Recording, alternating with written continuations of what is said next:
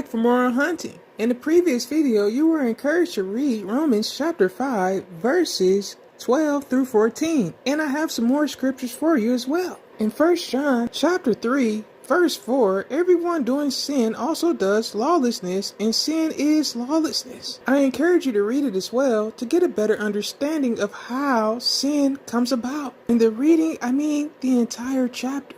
But more importantly, verses 3 through verse 6. 1 Peter chapter 2, verse 22, who committed no sin, nor was deceit found in his mouth.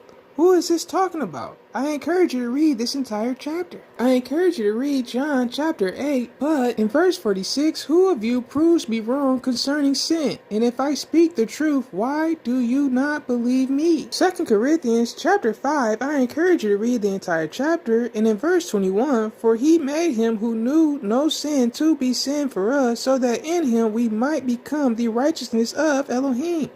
Do you understand this verse? If not, here are some more scriptures and chapters I encourage you to read. Hebrews chapter 4, verse 15, I encourage to read. Again, in 1 John chapter 3, I encourage the entire chapter to read, but verses 5 through 6 highlight those. Also, Luke chapter 5, verses 20 through 22, chapter 15, verses 1 through 3, John chapter 9, verses 16 through 17, Matthew chapter 9, verses 32 through 34, Matthew chapter 24, verses 35 through 51, and also chapter 26, verses 59 through 68. And also understand, although God and the Son are one, there are some things only God knows, like in Matthew chapter 11, verse 27. In Matthew chapter 3, I encourage you to read the entire chapter, but I want to highlight verses 16 through 17.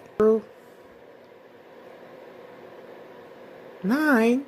Mark chapter 9, verses 4 through 8. Kephabet, which is 2 Peter chapter 1, verses 17 through 18. 1 John chapter 3, verses 19 through 20, Job 28 verse 23, and verse 36 of chapter 24 of Matthew is a key verse to highlight. But concerning that day and the hour, no one knows, not even the messengers of the heavens, but my Father only. And as we go back to Genesis chapter 1 verses 29 and 30, we see that God had already supplied us with food. And just by looking around today, in abundance. Verse 29, every plant that yields seed, every true tree whose fruit yields seed was for them, created in his image. And every green plant is for food for the creatures.